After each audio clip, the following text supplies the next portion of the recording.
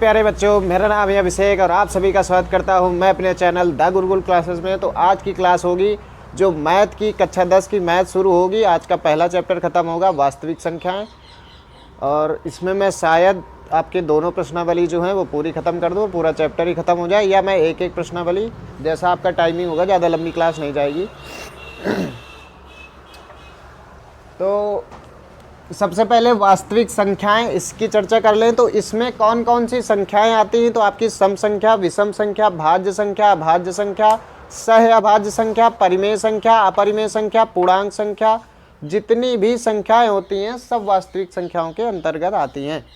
धनात्मक संख्याएं, ऋणात्मक संख्याएं सब होती हैं आपकी वास्तविक संख्याएं। तो ये हो गया सबकी परिभाषाएं। सम संख्या जो 2 से कट जाए उसको सम संख्या कहते हैं, जो 2 से ना कटे। इसका मेरा एक सूत्र वाला जो पड़ा हुआ है उसको देख लीजिएगा बच्चों पहले, उसके बाद आप मैथ को शुरू करिएगा कि कौन कौन से सूत्र इंपॉर्टेंट है पहले चैप्टर के लिए, कौन कौन सी परिभाषाएं इंपॉर्टेंट है।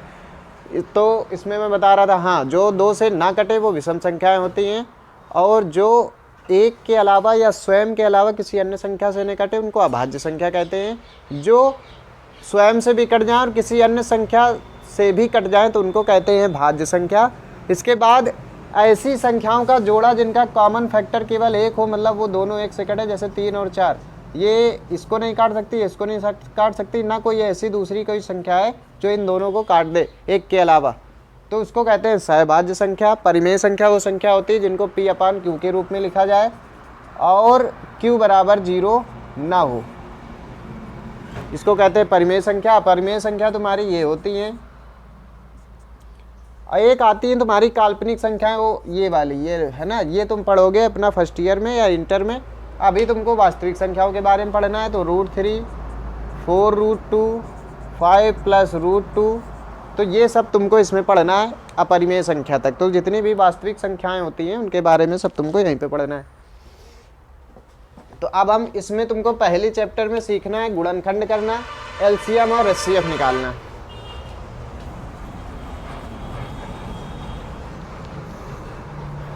तो LCM और HCF निकालना सीखना है तो हम सीधे प्रश्नावली में चलते हैं, क्योंकि ये सबको आते हैं, ये मैं बहुत बार करा भी चुका हूँ। जो 6, 7, 8, 5, 6 पढ़ के आया होगा उसको LCM HCF आराम से आता होगा। तो प्रश्नावली में चलते हैं सीधे। 1.1 इसका पहला सवाल है कि गुणनफल कीजिए 140 का।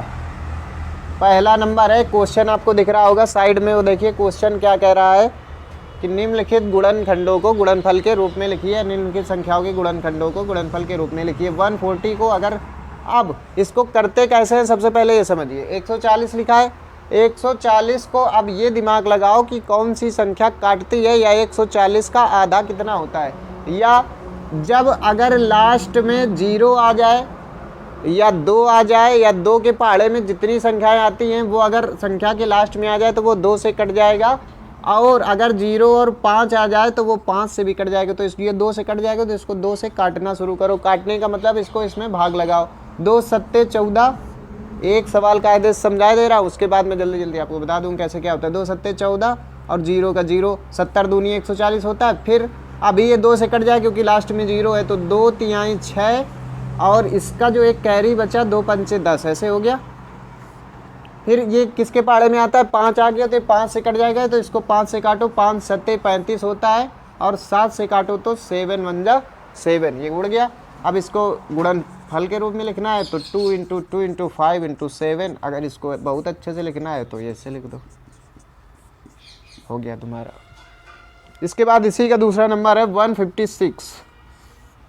ये 2 से कट जाएगा क्योंकि 6 2 के पहाड़े में आता है, तो 2 7 14 और एक बचा वो इसके पास गया, 2 8 16, अभी ये 2 से कट जाएगा।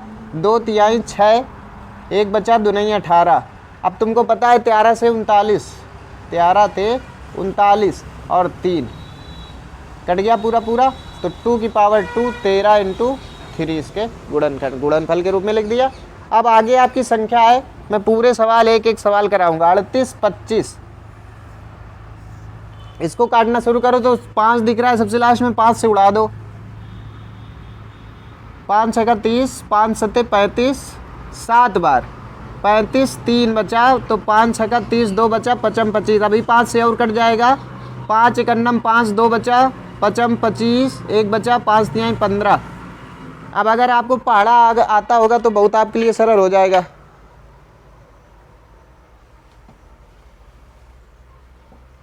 ये 3 से कट जाएगा। क्यों कट गया कि इनके डिजिट का हमने योग किया, 5 1 6 6 3 9। अगर उसका डिजिट का योग 3 से कट जाए तो ये पूरा भी 3 से कटेगा। तो 3 5 जा 15 और 3 1 जा 3, 17। अभी ये 3 से और कट जाएगा, 5 1 6 मतलब 3 2। हमको 17 3 51 भी आता है, लेकिन हम 17 बार में इसको पहले इसे काटेंगे और फिर 17 से काट देंगे। कट गया पूरा पूरा। अब इसको गुणनफल के रूप में रखना है तो 5 स्क्वायर 3 का स्क्वायर इंटू 17। इसके बाद ये है तुम्हारा दूसरा नंबर, ये है तीसरा नंबर। और इसके बाद चौथा नंबर देखो 5005, 5। ये इसको कैसे काटेंगे तो 5 है लास्ट में, 5 से काटना शुरू करो। 5 1 जा 5। अभी देखो यहाँ गलती आप कहाँ करते हो, भाग न खाई बिंदी, भाग न खाई बिंदी, 5 1 जा 5। अब ये किससे कटेगा ये बताओ। 7 से काटने का प्रयास करें इसको। 7 दूनी 14 नहीं, 7 1 जा 7, 3 बचा, 7 चौको 28 और 2 7 तिया 21। अभी 7 से आउट कट जाएगा क्या, नहीं कटेगा।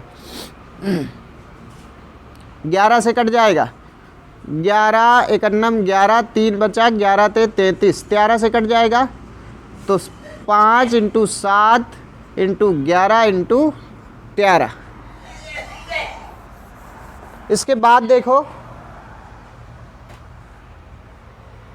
ये साफ किए देता हूं, 74 29। 3 से देखो कटेगा, 9 2 11, 11 4 15, 16 17 18 19 20 21 22, नहीं कटेगा। तो इसको सीधे तुम काटो, 23 से कटेगा क्या ये, 23 का 23, 23 दूनी 46, 23 ते 69, 23 चौको 92, 23 तिया 69। 5 बचा, 23 दून 46, 52 में 46 घटाओ 6,